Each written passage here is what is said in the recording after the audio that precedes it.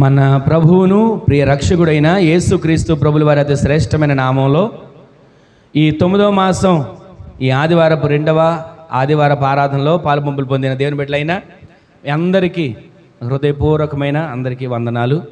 దేవుడు ఇంతవరకు మనలను మన కుటుంబాలను కంచెవేసి కాపాడి ఆయన సజీవమైన రెక్కల నీడలో భద్రపరిచిన దేవునికి ఒక్క క్షణం అందరూ కూడా చేతులెత్తి దేవునికి స్తోత్రం చేద్దాం. హల్లెలూయా, హల్లెలూయా. దేవుని మాట జీవం కలిగిన మాట. మనుష్యుడు రొట్టె వలన కాక దేవుని నోట నుండి వచ్చే మాట వలన జీవిస్తాడు. ఆ మాట మనల్ని బ్రతికించే మాట, దిద్దే మాట, సరిచేసే మాట.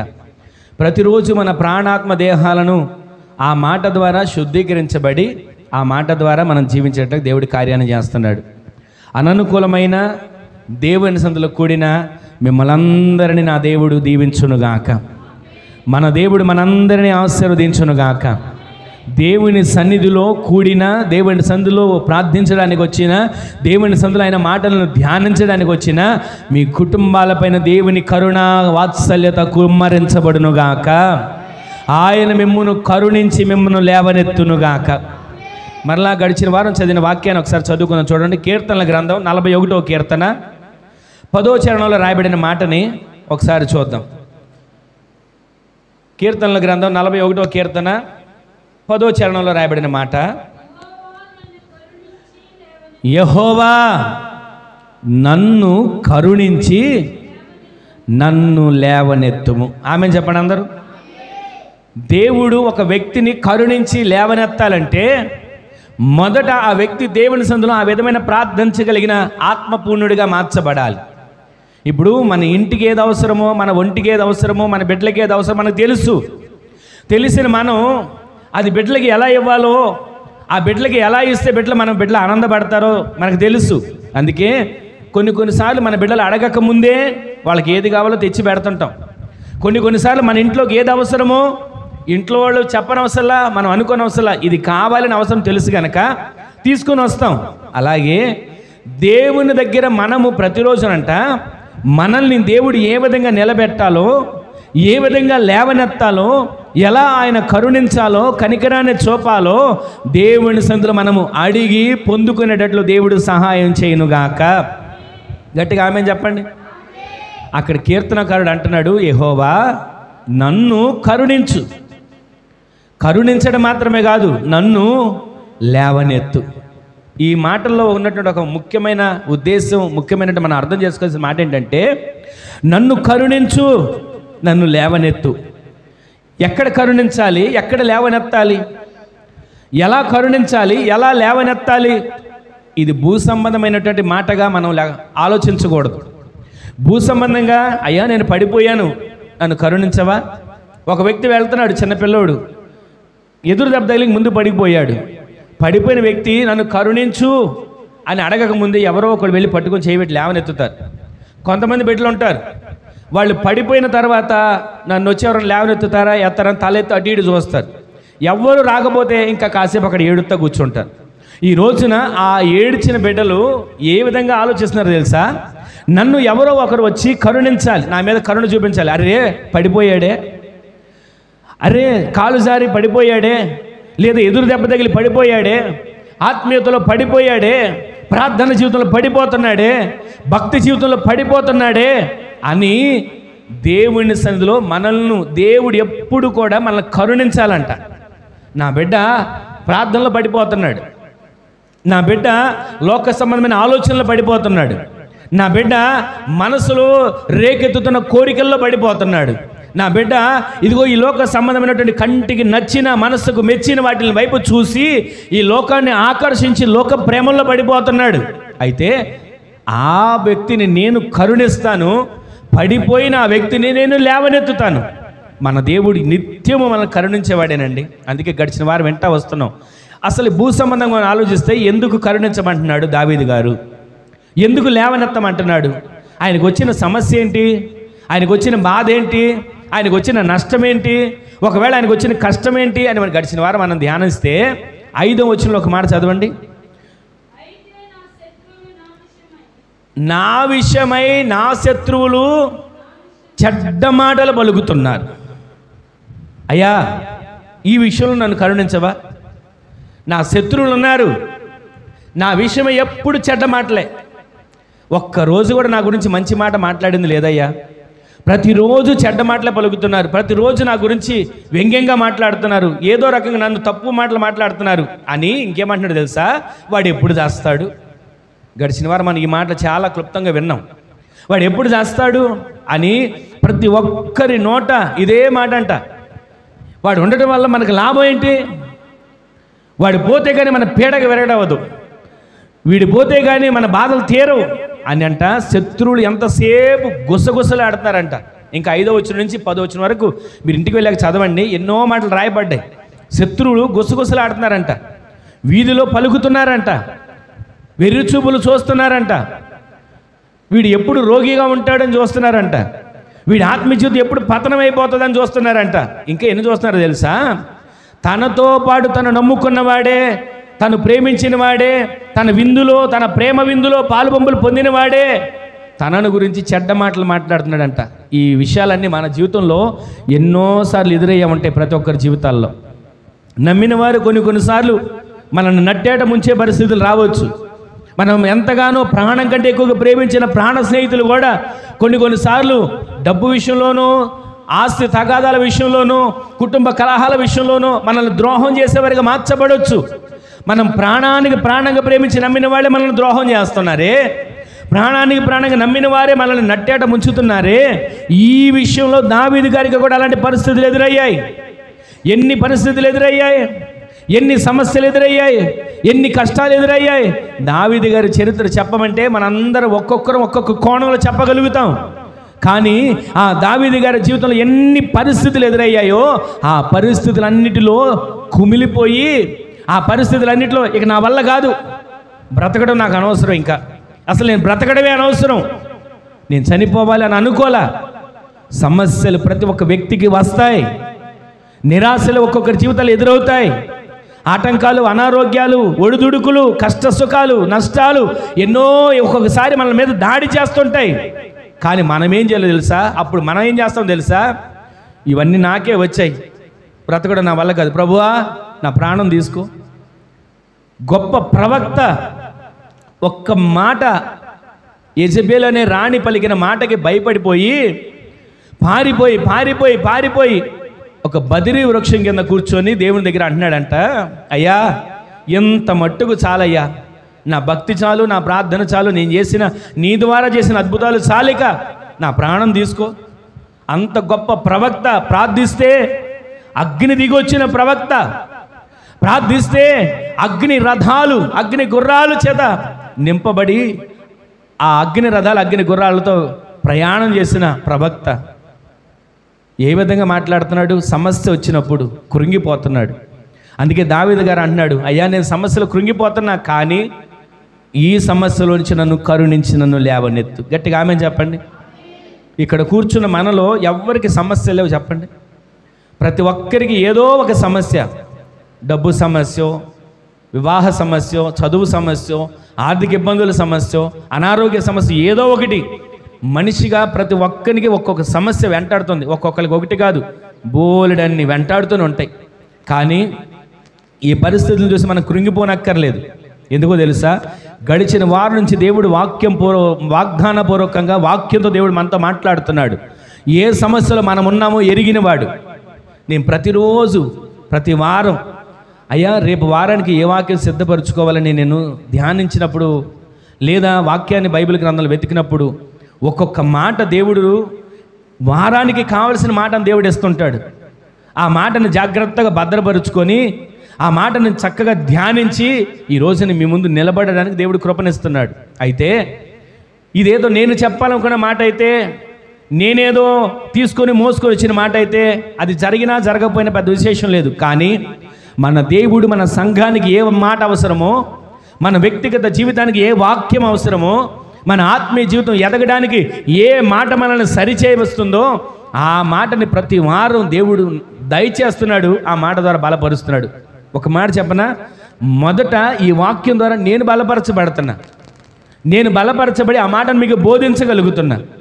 ఎందుకని ఈ మాటలు ఇంత తేటగా మీకు తెలియజేస్తున్నానంటే, ప్రతిరోజు నేను ఎన్నోసార్లు ప్రతి వారం ప్రతిరోజు ఏదో ఒక సమస్య నలుగుతూనే ఉంటాం.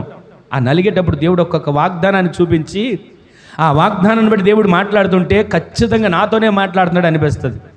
ఎన్నోసార్లు నేను కూడా ఎంత భక్తి చేసినా, ఎంత ప్రార్థన చేసినా, ఎంత సేవకులుగా ఉన్నా సమస్యలను చూసి కొన్నిసార్లు తల వంచాల్సిన పరిస్థితి వస్తుంది.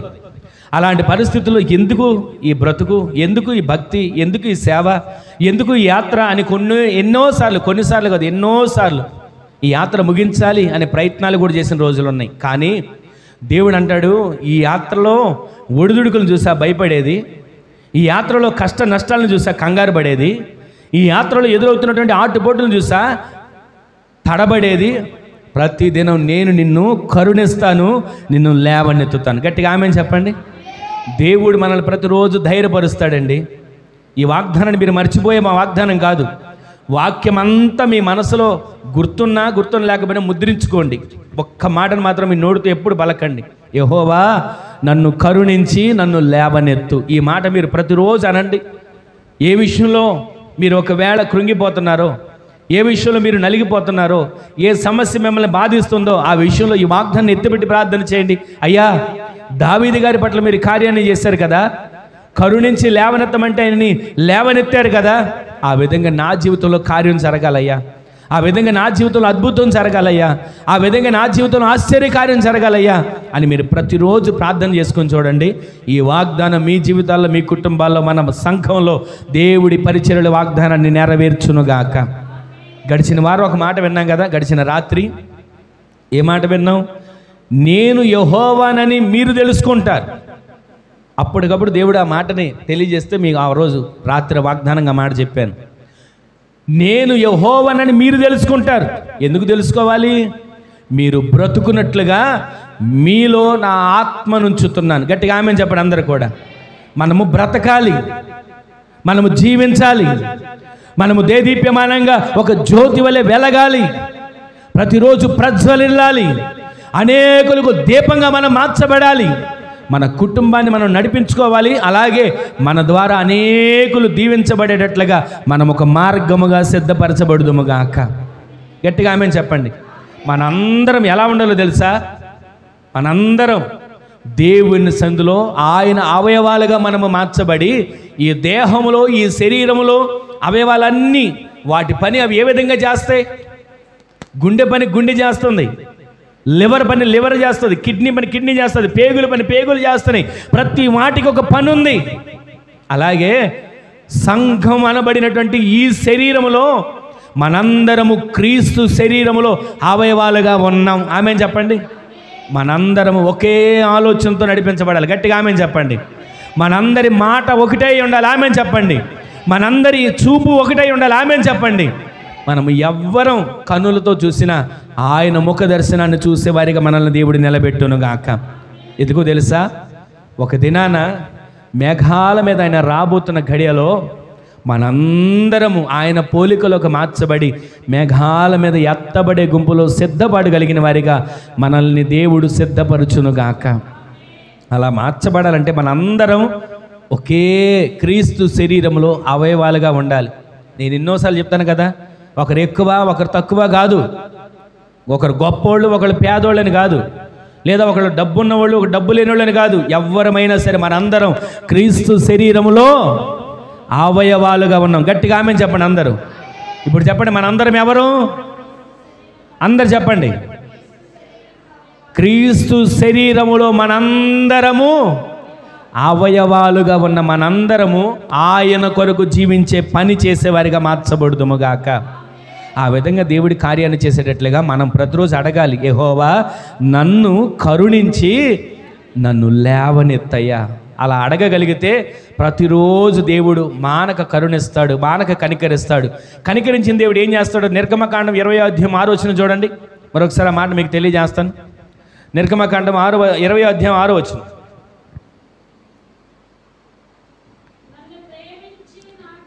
నన్ను ప్రేమించి నా ఆజ్ఞలను గైకొని వారిని నేను 1000 తరాల వరకు కరుణించువాడనే ఉన్నాను. గట్టిగా ఆమేన్ చెప్పండి. ఈ మాటలన్నీ మీ మనసులో ముద్రించబడాలండి. అందుకే నేను ఇంత నిదానంగా మీకు మనసులో ముద్రించబడాలని క్లుప్తంగా చెప్తున్నది. ఏదో చెప్పుకుంటూ వెళ్ళిపోయి మీకు అర్థం కాకుండా మీరు వెళ్ళిపోయి ఏదో చెప్పారండి అర్థం కాలేదండి అని అనుకునే కంటే మనం విన్న ఒక్క మాట అయినా మన హృదయం అనే పలక మీద భద్రపరచబడాలి. ఆమె చెప్పండి గట్టిగా.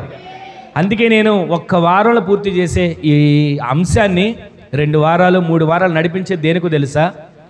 ఏ విధం చేతనైనా వాక్యం మనం విని మర్చిపోయేవారిగా కాదు, వాక్యాన్ని విని దాన్ని గ్రహించి దాని ప్రకారంగా జీవించేవారిగా దేవుడు మనల్ని సిద్ధపరచునుగాక.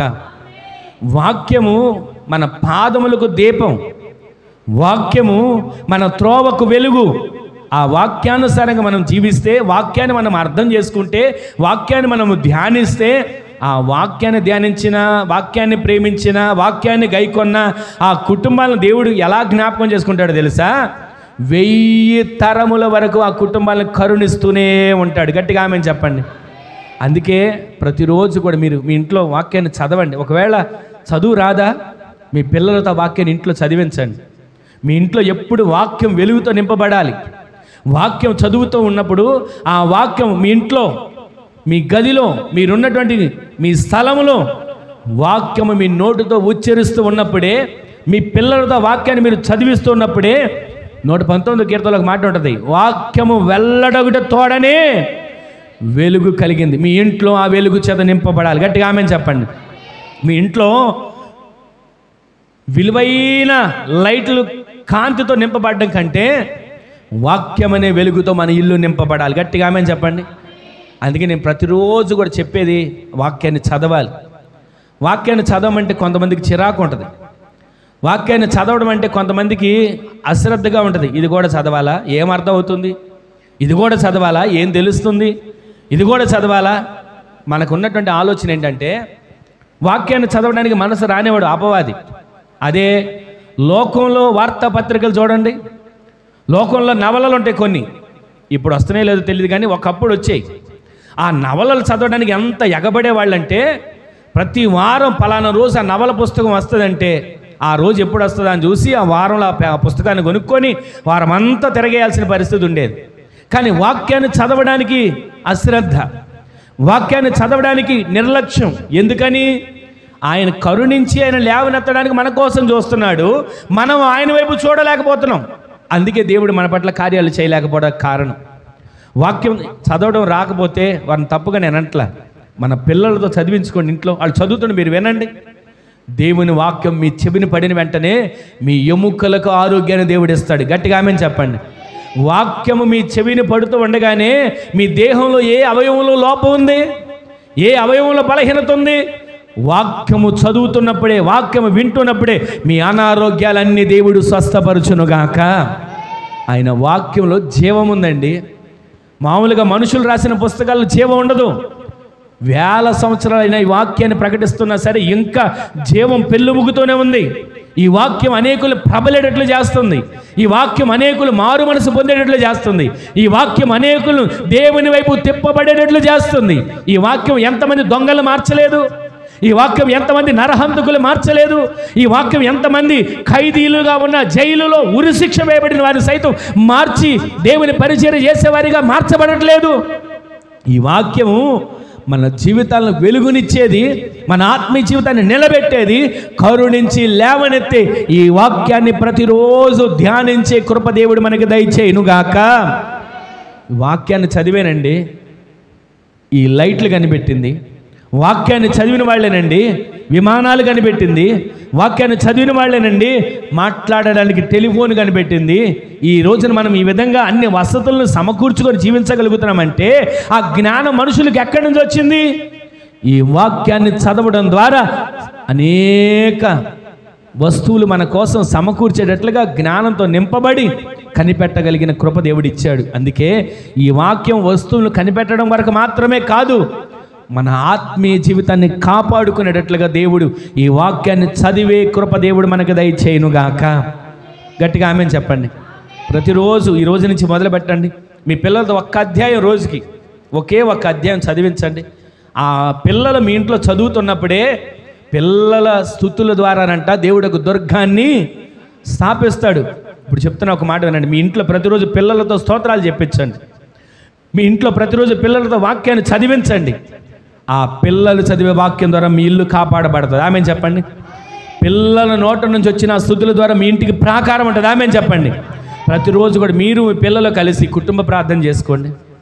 ఆ కుటుంబ ప్రార్థనే మన ఇంటికి ఒక ప్రాకారం, క్షేమాన్ని దయచేస్తుంది. పిల్లలు చిన్న చిన్న వారి పదాలతో దేవుని సన్నిధిలో ప్రార్థిస్తే ఆ ప్రార్థన దేవుడు వింటాడండి.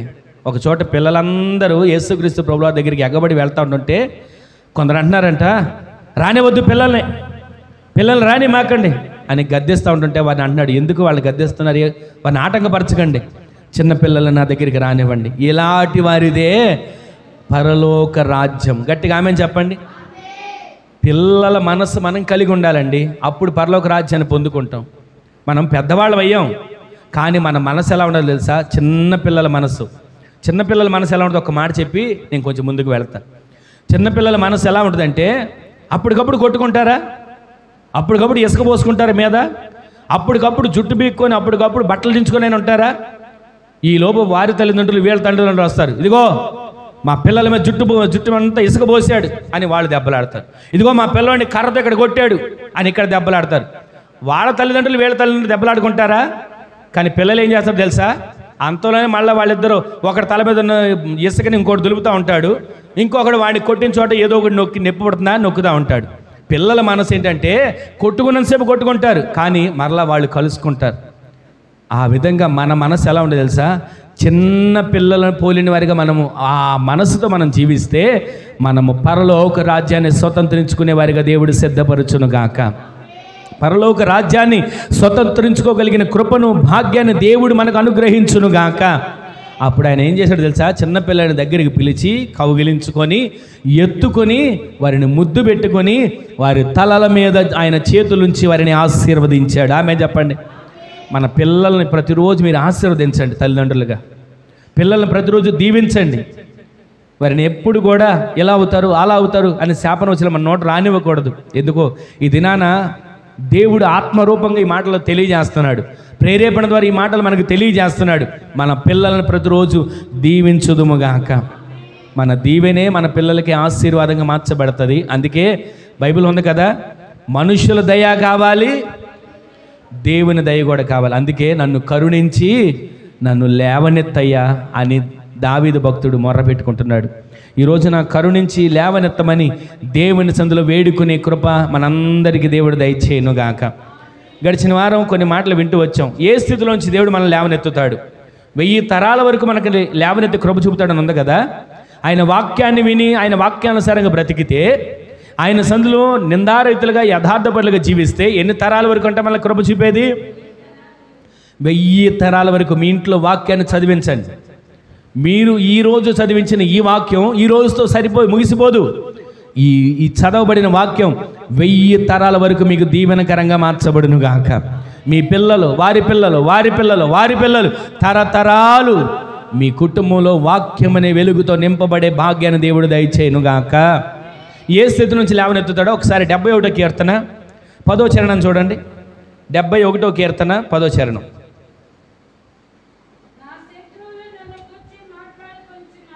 నా శత్రువులు నన్ను గూర్చి మాట్లాడుకొని, క్షమించండి, 20 వచ్చిన చదవండి. అనేకమైన కఠిన బాధలను మాకు కలుగు చేసిన వాడా, నీవు మరలా మమ్ములను బ్రతికేస్తావు. గట్టిగా ఆమెను చెప్పండి. ఎన్ని బాధలు వచ్చినాయి అంటండి దావీదు భక్తుడికి? కఠినమైన బాధల కంటే దానికి ముందు ఒక మాట ఉంది, అనేకమైన కఠిన బాధలు మాకు కలిగాయి. 10వ వచనం ఇందాక చదివాం. నా శత్రువులు నన్ను గురించి మాట్లాడుకొనిచున్నారు, నా ప్రాణం కొరకు పొంచి కూడుకొని ఆలోచన చేస్తున్నారు. ఎన్ని ఉన్నాయండి బాధలు? ఒకటి కాదు, కఠినమైన బాధలు.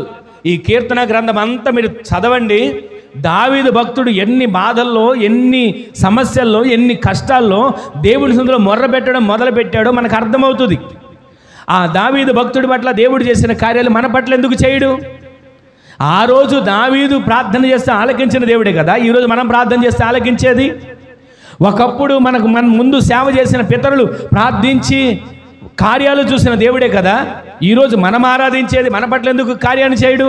మన కుటుంబంలో సమస్యలు వచ్చినా, కన్నీరు వచ్చినా, కష్టాలు వచ్చినా, కలవరాలు వచ్చినా, వేదన వచ్చినా, కృంగిపోయే పరిస్థితులు వచ్చినా దేవుని సన్నిధిలో మొర్ర పెట్టగలిగితే, నన్ను కరుణించయ్యా, నన్ను లేవనెత్తయ్యా అని మనము అడగగలిగితే, కరుణించే దేవుని హస్తం ఏ సముద్రంలో మనం మునిగిపోతున్నా చెయ్యి పట్టుకున్న దేవుడు లేవనెత్తుతాడు. గట్టిగా ఆమేన్ చెప్పండి. ఆ కరుణించే దేవుని హస్తం ఏ స్థితి నుంచి లేవనెత్తుతాడంటే, కఠినమైన బాధలు, అనేకమైన కఠినమైన బాధల్లోంచి మమ్మల్ని లేవనెత్తినవాడా, నీవు మరలా మమ్మను బ్రతికిస్తావు. భూమి యొక్క అగాధ స్థలములో నుండి నీవు మరలా మమ్మను లేవనెత్తుతావు. ఈ రోజున మనం గమనించినట్లయితే ఆయన మనల్ని కరుణించి లేవనెత్తే దేవుడు ఎక్కడి నుంచి లేవనెత్తున్నాడు తెలుసా? భూమి యొక్క అగాధ జలములలో నుంచి మనల్ని దేవుడు లేవనెత్తునుగాక. కఠినమైన బాధలు, కఠినమైన సమస్యలు, చిన్న చిన్న సమస్యలు, చిన్న చిన్న బాధలు ఉంటే పెద్దగా పట్టించుకోం, కానీ భయంకరమైనటువంటి కఠినమైన బాధలు, కఠినమైన సమస్యలను చూసి మనం తలడిల్లిపోతుంటాం. అయితే ఈ దినాన ఒక్క మాటను మీకు జ్ఞాపకం చేస్తాను. ఒకసారి చూడండి, మార్కు సువార్త 1వ అధ్యాయం 31వ వచనం చదవండి. మార్కు సువార్త 1వ అధ్యాయం. ఆయన ఆమె దగ్గరకు వచ్చి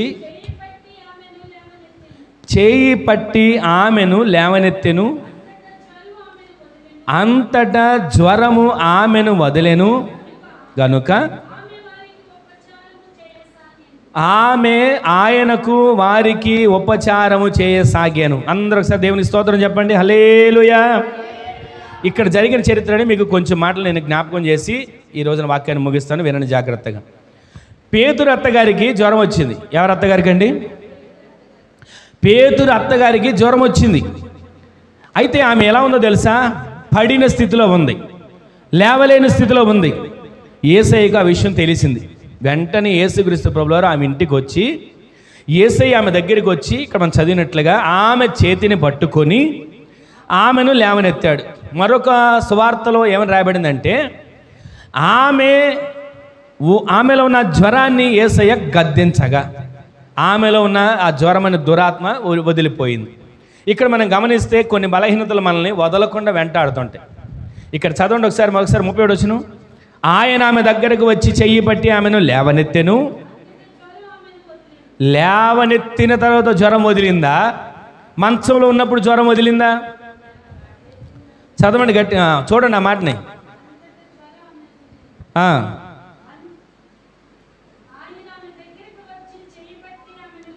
చెయ్యి పట్టి ఆమెను లేవనెత్తాడు. గట్టిగా ఆమెను చెప్పండి. ఈ రోజున ఆ దేవుని చెయ్యి, పేతురు అత్తను పట్టుకున్న అదే చెయ్యి మనలను పట్టుకుని లేవనెత్తునుగాక.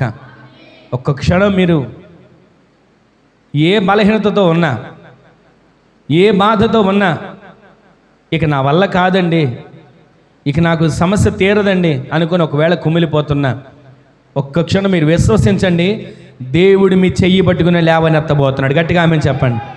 దేవుడు మీ చెయ్యి పట్టుకుని లేవనెత్తబోతున్నాడు. ఆమెను చెప్పండి. ఎన్ని సంవత్సరాల నుంచి వెంటాడుతున్న బలహీనత అయినా, ఎన్ని నెలల నుంచి వెంటాడుతున్న బలహీనత అయినా, ఏ సమస్యతో నలిగిపోతున్నటువంటి పరిస్థితులైనా, దేవుడు మీ చెయ్యి పట్టుకుని ఆయన లేవనెత్తునుగాక. మీ బలహీనతల్లో నుంచి దేవుడు వదిలిపోయేటట్లుగా చేయునుగాక. మీలో ఉన్న బలహీనతలన్నింటినీ దేవుడు తొలగించునుగాక. అక్కడ రాయబడిన మాట ఏంటి తెలుసా? ఆయన లేవనెత్తిన తర్వాత ఆమెలో ఉన్న బలహీనత ఆమెను వదిలింది. అంటే బలహీనత మనిషిని ఏం చేస్తుంది? పట్టుకుంటుంది. బలహీనత మనిషిని కదలనివ్వట్లా, బలహీనత మనిషిని ముందుకు వెళ్ళనివ్వట్లా, బలహీనత మనిషిని ఎదగనివ్వట్లా. ఆ బలహీనత తొలగాలంటే ఆయన మన చెయ్యి పట్టుకొని మనల్ని లేవనెత్తాలి. కొన్ని బలహీనతలు మనల్ని వదలకుండా వెంటాడతాయి. వెంటాడి వెంటాడి వెంటాడి ఆ బలహీనతలు మనం వేధిస్తూ ఉంటాయి. మనం ఆరాధించే యేసుక్రీస్తు ప్రభుల వారు ఈ ప్రశస్త వేళ మన దగ్గరికి రాబోతున్నాడు. ఆమెను చెప్పండి. ఆయన మన చెయ్యి పట్టుకోబోతున్నాడు. ఆమెను చెప్పండి. ఆయన మనల్ని లేవనెత్తబోతున్నాడు. గట్టిగా ఆమెను చెప్పండి. ఆయన మిమ్ములను సమీపించబోతున్నాడు. మీ కుడి చేతిని పట్టుకుని ఆయన మిమ్ములను లేవనెత్తునుగాక. మీ కుడి చేతిని పట్టుకుని ఆయన మిమ్మల్ని లేవనెత్తును గాక. మీ కుడి చేతిని పట్టుకుని ఆయన మిమ్మల్ని లేవనెత్తును గాక.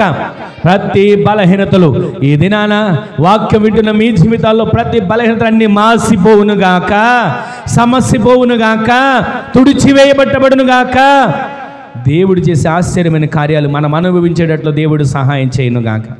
ఎప్పుడైతే ఆయన నీ దగ్గరికి వస్తాడో, ఎప్పుడైతే ఆయన నిన్ను పట్టుకుంటాడో, ఎప్పుడైతే ఆయన నిన్ను లేవనెత్తుతాడో, అది ఎలాంటి వ్యాధులైనా ఎలాంటి బలహీనత అయినా యేసు నామములో ఆయన మిమ్మల్ని పట్టుకున్నప్పుడే బలహీనతలన్నీ మిమ్మల్ని వదిలిపోవునుగాక, వదిలిపోవునుగాక, వదిలిపోవునుగాక. బలమైన కార్యాలు దేవుడు మన పట్ల జరిగించునుగాక. కొన్ని వ్యాధులంట దీర్ఘకాలంగా వ్యాధిస్తూ ఉంటాయి. ప్రతిరోజు బలహీనతలు బాధిస్తూనే ఉంటాయి. ఏదో ఒక బలహీనత, నడవనివ్వకుండాను, కూర్చొనివ్వకుండాను, వంగుంటే లేవనివ్వకుండాను, కూర్చుంటే లేవనివ్వకుండాను, ఎన్నో రీతిలో బలహీనతలు వెంటాడుతుంటాయి.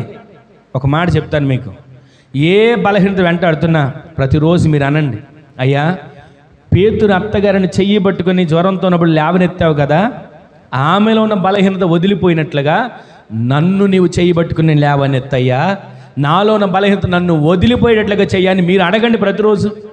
ప్రతిరోజు ఈ మాటలన్నీ మీ మనసులో పెట్టుకుని అడగండి. లేవనెత్తే దేవుడు మనతో మాట్లాడుతున్నాడు గడిచిన వారం నుంచి, కరుణించే దేవుడు మనతో మాట్లాడుతున్నాడు గడిచిన వారం నుంచి. మీరు అడగండి నోరు తెరిచి. మీరు ఏ స్థితిలో పడిపోయి ఉన్నా ఆ స్థితిలో నుంచి దేవుడు మిమ్మల్ని లేవనెత్తునుగాక. ఒక మాట చెప్తాను వినండి. 3 ఆడపిల్లల తర్వాత అంట ఒక బాబు పుట్టాడు. 3 ఆడపిల్లలు. మొదట 3 ఆడపిల్లల తర్వాత ఒక బాబు పుడితే మగపిల్లోడు పుట్టాడు అని సంబరపడ్డారు, సంతోషపడ్డారు. కానీ ప్రతిరోజు తలలో అంట ఇంత నీరుగా వస్తుందంట, వాపులాగా, బుడగలాగా. ఆ నీరు ఒక్కొక్క చోట తలలో రోజుకు ఒక చోట వస్తూ ఉంటే ప్రతిరోజు హాస్పిటల్ తీసుకుని వెళ్తున్నారు. అక్కడ కోస్తున్నారు, ఆ నీరుని తీస్తున్నారు, కుట్లేస్తున్నారు. మరలా కొద్ది రోజులకు మరలా నీరు వస్తుంది, మరలా హాస్పిటల్ తీసుకుని వెళ్తున్నారు, కోస్తున్నారు, అలాగే కుట్లేస్తున్నారు. అలా తలంతా కూడా ఇక ప్రతిరోజు ఆ పిల్లోడి పట్ల అదే పని. మగపిల్లోడు పుట్టాడు అని సంబరపడిన కాసేపు లేదు ఆనందం. ఎప్పుడు చూసిన పిల్లోడికి బాగోదు. తెల్లవారితే ఎలా ఉంటాడో, రేపు అయితే ఎలా ఉంటాడో, సాయంత్రానికి ఎలా ఉంటాడో అని ప్రతిరోజు ఆ పిల్లోడి గురించి చింత, వేదన. అయితే ఇలాంటి పరిస్థితులు ఆ పిల్లోడు ప్రతిరోజు కూడా హాస్పిటల్కి వెళ్ళడం, నీరు తలలో ఏదో ఒక మూల వచ్చేస్తూ ఉంటుంది. వచ్చిన దాన్ని కొయ్యడం, ఆ నీరు తీయడం, కుట్లేయడం. తలంతా ఎక్కడ చూసినా కుట్లే. అంత పరిస్థితిలో ఉన్న ఆ పిల్లోడి విషయంలో ఇలా ఉంది కదా, ఆ పిల్లోడి విషయం ఏంటా అని వాళ్ళు బాధపడుతూ ఉంటే దేవుడు ఒక రోజున మందిరంలో ఇలాగే ప్రార్థనకు వెళ్ళిన స్థలంలో దేవుని వాక్యాన్ని వింటూ ఉండగానే, దేవుని దాసులు అక్కడ వాక్యాన్ని బోధిస్తూ ఉండగానే లేవనెత్తే దేవుడు ఆ బిడ్డ తలను ముట్టి ఆ బిడ్డలో ఉన్న ప్రతి బలహీనతని దేవుడు సరిచేశాడు. ఆమెను చెప్పండి. ఇది ఒక చోట వాస్తవంగా జరిగిన మా విషయం. ఆ బిడ్డ విషయంలో ఎంతగానో ఆ తలలో ప్రతిరోజు కుట్లు, తలంతా కుట్లే, నీరు తీయడం, కుట్లు వేయడం. అది మానిందనుకోలే, మరలా ఇంకో చోట నీరు రావడం, మరలా కుట్లు, ఆ నీరు తీయడం, కుట్లు వేయడం.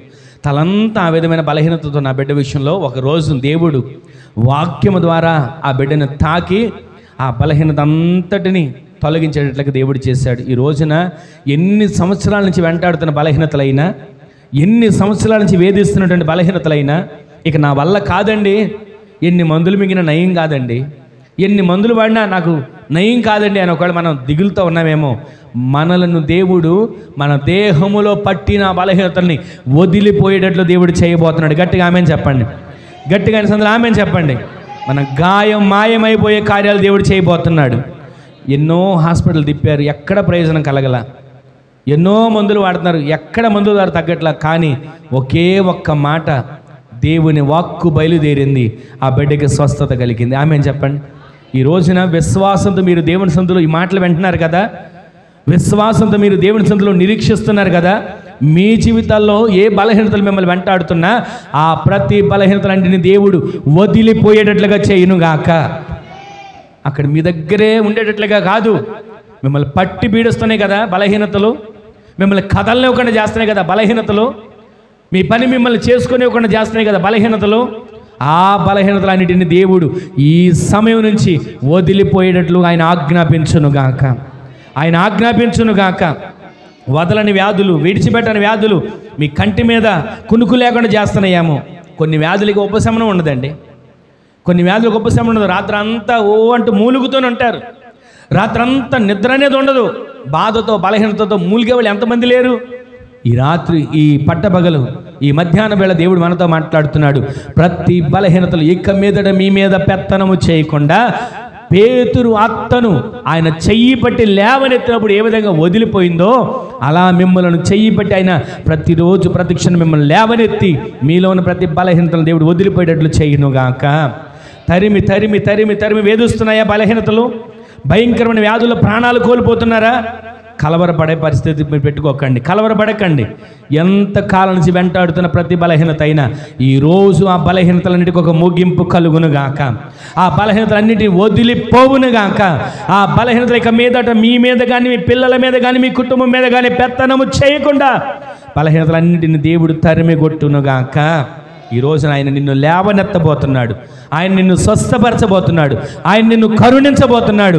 ఆయన నీ పట్ల ఆయన కనికరాన్ని చూపించబోతున్నాడు. ఆనాడు పేతురత్త గారి జీవితంలో చేసిన కార్యాలు ఈ రోజు నీ మాటలు వింటున్న మన అందరి జీవితాల్లో దేవుడు నిశ్చయముగా జరిగించునుగాక. ఆమె ఏం చేసిందంటే వెంటనే ఆమె చెయ్యి పట్టి ఆమెను లేవనెత్తెను. అంతటా జ్వరము ఆమెను వదిలెను. ఆమె వారికి ఉపచారము చేయటం మొదలుపెట్టింది. వెంటనే ఆమెకి ఏం చేసింది? వెంటనే ఆమె ఏం చేసింది? యేసయ్యకు ఉపచారం చేయడం మొదలుపెట్టింది, పరిచర్య చేయడం మొదలుపెట్టింది. అప్పటి వరకు అయ్యా నేను లేవలేను అని అంది. కానీ ఎప్పుడైతే యేసయ్య ఆమెను చెయ్యి పట్టి లేవనెత్తాడో వెంటనే ఆమె లేచి ఆయనకు పరిచారం చేసేటట్లు దేవుడు చేశాడు. ఈ రోజున మీ బలహీనతలన్నింటిలోంచి దేవుడు మిమ్మల్ని లేవనెత్తి దేవుని సన్నిధిని మీరు అనుభవించేటట్లుగా, దేవుని సన్నిధిలో మీరు పరిచారం చేసేటట్లుగా దేవుడు మీ కుటుంబాల్లో అట్టి కార్యాలు చేయనుగాక. మరొక సాక్ష్యం చెప్తాను, వినండి. ఇలాగేనంట, ఒక విశ్వాసుల కుటుంబం వాళ్ళ బంధువుల పెళ్ళి, విగ్రహారాధన పెళ్ళి.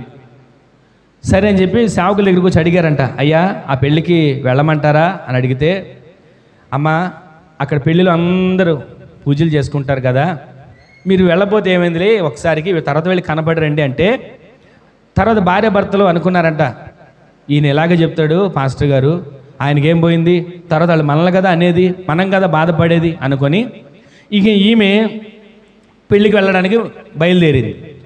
బయలుదేరాడు మందిరానికి వచ్చేప్పుడు తెల్లచీర కట్టుకోను లేదా చక్కగా వస్తారు కదా, అలాగే పెళ్ళికి వెళ్ళేటప్పుడు కూడా చక్కటి ఒక లైట్ చీర కట్టుకొని వెళ్ళడం మొదలుపెట్టింది.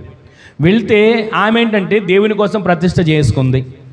ఏ నగ నట్రేం పెట్టుకోవట్లా, బొట్టు అలాంటి ఏం పెట్టుకోవట్లా. సరే అని చెప్పి ఆ పెళ్ళికి వెళ్ళింది. వెళ్ళగానేనంట వాళ్ళ బంధువులు, పెద్ద ఆవిడ ఒక బామ్మగారు పరుగున వచ్చి అంటుందంట, ఏంటి ఎలా వచ్చావు, అసలు ఈ అవతారం ఏంటి, నువ్వు రావడం ఏంటి అని చెప్పి వెంటనే బొట్టు తీసి ఆ మొహాన్ని పెట్టిందంట. పెట్టగానే ఒక్కసారిగా అమ్మో అందంట. అమ్మో అనడంతోనే సరే అని చెప్పి ఆమె తెల్లగానే బొట్టు తుడి చేసుకుంది. ఈలోపు ఇంకొక పక్కకి వెళ్ళిందంట, వాళ్ళ పిన్ని గారు వచ్చింది. ఏంటి పెళ్ళిలోకి ఇలా వచ్చావు, అసలు ఏంటి ఈ అవతారం, ఇలాంటి చీర ఏంటి, అసలు ఇలా బొట్టు లేకుండా వచ్చావేంటి అని చెప్పి వెంటనే ఆమె తీసి ఇంకొక బొట్టు పెట్టిందంట. పెట్టగానే ఒక్కసారిగా హడలిపోయిందాడు అని. అలా అనగానే వెంటనే ఆమెలో లేనిపోయిన కంగారు వచ్చి వెంటనే తుడుచుకుంది, సరిపోయింది. ఇలా అటు తిరుగుతూ పెళ్లిలో ఇంకో చోటుకి వెళ్ళేసరికి ఇంకొక అత్తగారు కనపడిందంట. కనబడంతోనే ఆమెకి వెంటనే ఏం చేసింది, మూడోసారి చెప్పండి, ఇప్పుడు మీరు చెప్పండి, బొట్టు పెట్టింది. ఎన్నైంది ఇప్పుడు ముచ్చటగా? 3 సార్లు అయినాయి. ఒకరి తర్వాత ఒకరు పెట్టారు బొట్టు. ఇక బొట్టు పెట్టించుకొని ఇక ఆ పెళ్లి నుంచి ఇంటికి వచ్చిన కాడి నుంచి అంట మంచం మీద కూర్చొని దిగితే ఒట్టంట. ఇక పెళ్ళికి వెళ్ళి వచ్చింది, మంచం మీద కూర్చొని దిగట్లా. వాళ్ళ ఆయన అంటున్నాడు, వంట చేయవే అంటే, వంట నేను చేయలేను, నా వల్ల ఓపిక లేదు అంటుంది. సరే అని చెప్పి వాళ్ళ ఆయన వంట చేసి పెడితే 3 కేజీలు అన్నం తింటుందంట రోజు. ఇక తింటూ ఉండగా పాస్టర్ గారి దగ్గరికి వెళ్ళి ప్రార్థన చేసుకుని వద్దామంటే అంటుందంట, పాస్టర్ గారు వెళ్ళొద్దంటే మనం వెళ్ళాం, ఇప్పుడు కనుక వెళ్ళామా, నేను వద్దానని మీరు వెళ్ళారని చెప్పి మనల్ని క్లాసు బిగుతాడు, వద్దులే అని చెప్పి వారం రోజుల పాటు మందిరానికి వెళ్లకుండా, పాస్టర్ గారికి ఫోన్ చేయకుండా, ఆదివారం ప్రార్థనకు రాకుండా ఉంది. ఇక ఆ పాస్టర్ గారు ఫోన్ చేస్తే ఎత్తట్లేదు, వీళ్ళు ఎందుకు రాలేదా ప్రార్థనకు అని ఒకరోజు ఇంటికి చెప్పా పెట్టకుండా ఇంట్లోకి వెళ్ళాడంట. ఇంట్లోకి వెళ్ళగానే ఏమో మంచం మీద కూర్చొని ఉంది. బయట ఈయన కనపడ్డాడు, అన్న ఏంటి ప్రార్థనకు రావట్లేదంటే, మీరు వెళ్ళొద్దన్నారు కదండి పెళ్ళికి వెళ్ళాం, అప్పటి నుంచి ఆమెకు బాగోట్లేదు అంటే, సరే అని చెప్పి లోపలికి వెళ్ళి వెళ్ళగానే ఆమె మంచమే కూర్చొని చూస్తుందంట పాస్టర్ గారు. ఇంకా చూస్తూ ఉండగానే ఏంటి ఏమో ఎప్పుడు ఇలా ఉండదే అని అనుకొని ఆయన కొంచెం అనుమానం వచ్చి వెంటనే ఆమె కొరకు ప్రార్థన చేసి ఆమె మీద చేతులుంచి ఆమెలో ఉన్నటువంటి ప్రతి బలహీనతను గద్దించి ప్రార్థన చేయగానేనంట ఆమెలో ఉన్నటువంటి చీకటి ఆమెను వదిలిపోవడంతోనే అప్పుడు ఆమె కళ్ళు తెరిచి లేచిందంట. లేచి అప్పటి వరకు వారం రోజుల నుంచి భర్తతో పనులన్నీ చేయించుకుంటుంది. రోజుకు పూటకు 3 కేజీలు అన్నం తింటుంది. ఎంత తెచ్చినా అయ్యా కాసేపట్లో ఆకలి అంటుంది, మళ్ళీ తిన్న పావు గంటలో. ఈ విధంగా జరుగుతూ ఉంటే వెంటనే ఆ సేవకుడు ఎప్పుడైతే వచ్చాడో తల మీద చేయబెట్టి ఎప్పుడైతే ప్రార్థన చేసి ఆ లోపల ఉన్న చీకటిని గద్దించాడో వదిలిపోవడంతోనే లెగిసి అంటుందంట, అయ్యగారు మీరు ఎప్పుడు వచ్చారు, వచ్చి ఎంతసేపు అయింది అని ఆయన వాళ్ళ భర్త గారిని అడుగుతుందంట. పాస్టర్ గారు కానీ మంచినీళ్ళు ఇచ్చావా, నేను లేకపోతే ఎవరో పట్టించుకోరు, ఇప్పుడు దాకా నన్ను ఎందుకు పిలవలేదని చెప్పి త్వరగా పరిగెత్తుకుంటూ మంచినీళ్ళకి వెళ్ళి వెళ్తా భర్త అంటుందంట, సెంటర్కి వెళ్ళి కొంచెం కోడి కూర తీసురా, పాస్టర్ గారు అన్నం తిని వెళ్తారు, వంట చేస్తానంటుందంట. అప్పుడు భర్త అనుకుంటంట, వారం రోజుల నుంచి నన్ను ఎన్ని ఇబ్బందులు పెట్టావు, ఇప్పుడు పాస్టర్ గారు వచ్చి ప్రార్థన చేసి నీలో ఉన్న చీకటి పోయి బయటికి ఇప్పుడు వంట చేస్తానంటున్నావా అని కంగారు పడ్డాడు. ఈరోజు నీ మాటలు వింటున్న మన జీవితంలో ప్రతి చీకటి ప్రతి బలహీనత మనలో ఉంటే నెమ్మది ఉండదు, మనలో ఉంటే క్షేమం ఉండదు, మనలో ఉంటే ఏ రకమైనటువంటి ఆత్మకార్యాలు మనం చూడలేం. ఆ చీకటి ఎప్పుడైతే వదిలిపోయిందో ఆమెలో నెమ్మది కలిగి దేవుని సన్నిధిని ఆశ్రయించగలిగింది. ఈరోజు నీ మాటలు వింటున్న మన జీవితంలో దేవుడు లేవనెత్తాడు పేతురు అత్తగారిని, ఆమెకు ఉపచారం చేయడం మొదలుపెట్టింది. ఆ పెళ్లికి వెళ్ళొచ్చిన ఆ వ్యక్తిని ప్రార్థన ద్వారా దేవుడు లేవనెత్తాడు, వెంటనే సేవకునికి ఉపచారం చేయడం మొదలుపెట్టింది. ఈరోజు నీ మాటలు వింటున్న మన జీవితంలో ఏ బలహీనతలు మనల్ని వెంటాడుతున్నాయి? ప్రార్థన చేయనికపోవడం కూడా బలహీనతే, దేవుని సన్నిధిని కనిపెట్టకపోవడం కూడా ఒక బలహీనతే, దేవుని సన్నిధిలో ఆయన స్తుతించకపోవడం కూడా ఒక బలహీనతే. ఒక్క క్షణం ఆలోచించండి, 24 గంటలు మనకు ఆయుష్ను పొడిగించి 24 గంటల పాటు మనకు ఆరోగ్యాన్ని ఇచ్చి కాపాడుతున్నాడు కదా, ఎంతగా స్తుతిస్తున్నాం దేవునిని, ఎంతగా ఘనపరుస్తున్నాం దేవుని సన్నిధిని. ఆయన సన్నిధిలో ఒక్క క్షణం మన కుటుంబంతో కలిసి ప్రార్థన చేయగలుగుతున్నామా? నా ఇంటి చుట్టూ ఒక ప్రాకారం ఉంచయ్యా అని వేడుకోగలుగుతున్నామా? ప్రతిరోజు ప్రతి క్షణం ఆయన్ని మనం ఆశ్రయించి ఆయన సన్నిధిని మనం పొందుకొని ఆయనలో నిత్యము నిరంతరము కొనసాగే కృప దేవుడు మనకు దయచేయునుగాక. ఈరోజు ఈ మాటలు వింటున్న మన జీవితంలో ప్రతిరోజు ప్రతి క్షణం ఆయన మనల్ని లేవనెత్తాలి, ఆయన మనల్ని కరుణించాలి. కరుణించే దేవుడు, లేవనెత్తే దేవుడు మన పక్షాన్ని ఈ క్షణం నుంచి కార్యాలు ప్రారంభించునుగాక. ఎప్పుడైతే ఆయన కార్యం చేస్తాడో ఇక ఏ నొప్పులు మనకు ఉండవండి. ఒకవేళ నొప్పులు వచ్చినా మనం వాటి లెక్క చేయం. ఆమె చెప్పండి, దేవుడు మనల్ని లేవనెత్తనంత వరకు చిన్న బలహీనత కూడా భారంగా ఉంటుంది మన మీద. అదే దేవుడు మనల్ని లేవనెత్తడం మొదలు పెట్టాడు అనుకోండి, పెద్ద బలహీనత వచ్చి ఇక కొన్ని రోజులకి ఈ యాత్ర కూడా ముగిస్తామని తెలిసినా ఏమాత్రం చింత చీకు ఉండదు. ఎందుకో తెలుసా? నా దేవుడు నన్ను లేవనెత్తుతాడు. గట్టిగా ఆమెను చెప్పండి, నా దేవుడు నన్ను లేవనెత్తుతాడు. ఆమెను చెప్పండి, నా దేవుడే నన్ను కరుణించి నన్ను ఆరోగ్యంతో నింపునుగాక. ఎవరికి వాళ్ళు ఈ మాటను విశ్వాసంతో మీరు ప్రతిరోజు పలకండి. దేవుడు నన్ను లేవనెత్తాలి, దేవుడు నన్ను కరుణించాలి, ఆయన నన్ను కరుణించి నన్ను లేవనెత్తాలి, నాలో ఉన్న బలహీనత వదిలిపోవాలి. గట్టిగా ఆమెను చెప్పండి. ఇప్పుడు అందరి మాట చెప్పండి, నాలో ఉన్న బలహీనత నన్ను వదిలిపోవాలి.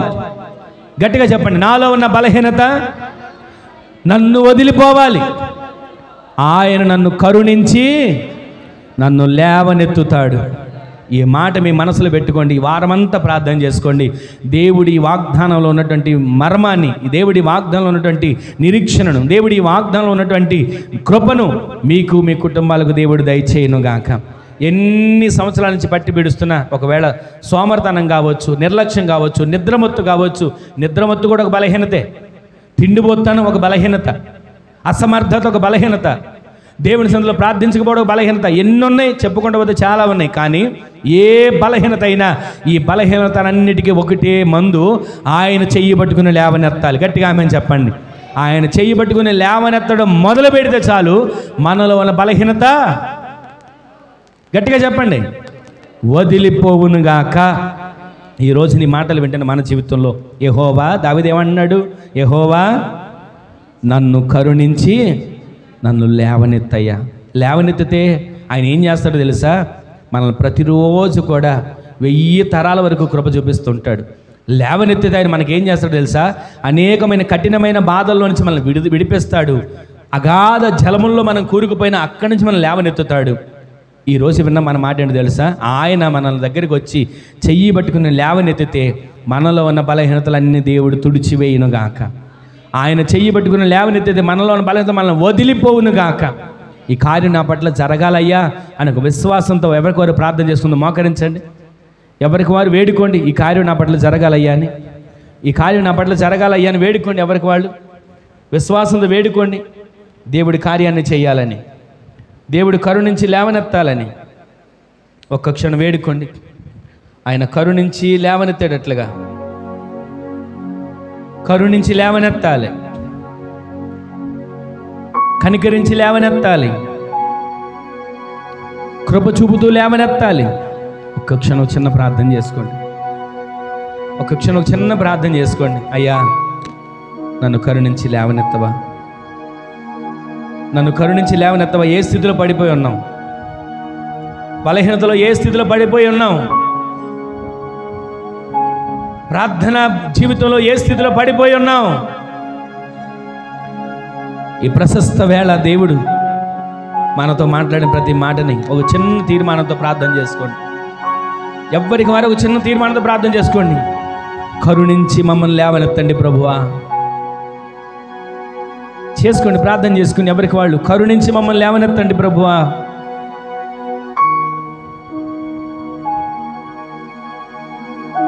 కఠినమైన బాధల్లో ఉన్నామేమో, అనారోగ్యంతో వీడివని వ్యాధుల్లో ఉన్నామేమో, వాటిలో నుంచి దేవుడు లేవనెత్తబోతున్నాడు. నన్ను కరుణించి లేవనెత్తండి అయ్యా, నన్ను కరుణించి లేవనెత్తండి ప్రభువా, నన్ను కరుణించి లేవనెత్తండి ప్రభువా, నన్ను కరుణించి లేవనెత్తండి ప్రభువా. ఒక్క క్షణం ప్రార్థన చేసుకోండి.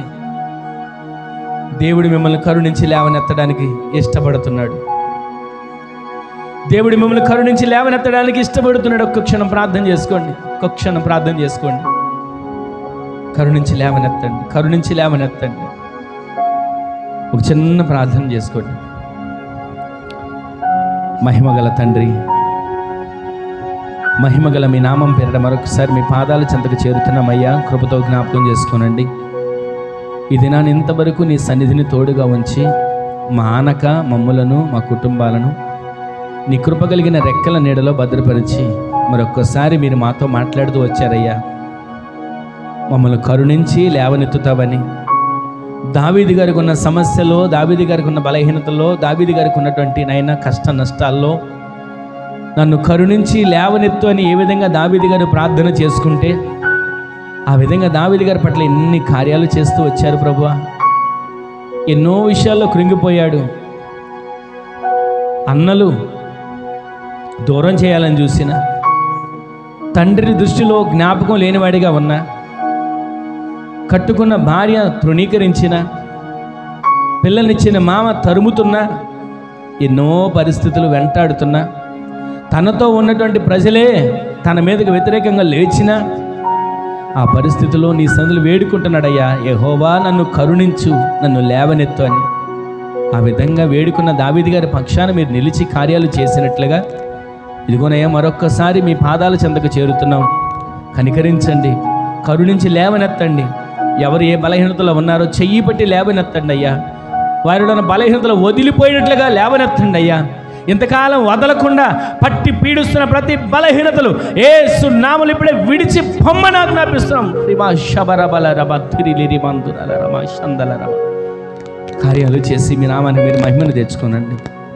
ఘనమైన కార్యాలు, బలమైన నీ బాహు చాపి ఆశ్చర్యమైన రీతిలో మీరు కృప చూపి మహిమను పొందు రీతిగా కార్యాలు జరిగించమని, అటు ఘనమైన కార్యాలు మీరు చేసినందుకు వందనాలు చెల్లిస్తే దినాన ఎంతమంది నీ సన్నిధిలో అడుగుపెట్టి ప్రార్థించుకొని ఆరాధనలో పాలుబొమ్మలు పొందారు, బిడ్డలను కుటుంబాలను నాయన ఈ వారమంతా నీ రెక్కల నీడ భద్రపరిచి క్షేమాన్ని దయచేసి కృపను విస్తరింపజేసి నడిపించి మహిమను పొందమని, అటు ఘనమైన కార్యాలు మీరు చేసినందుకు మరొకసారి మీకు కృతజ్ఞతలు తెలియజేస్తూ నజరేయుడైన యేసుక్రీస్తు పరిశుద్ధమైన శక్తిగల నామంలో స్తుతించి ప్రార్థించి అడిగి వేడుకొని పొందుకొని ఉన్నాము తండ్రి.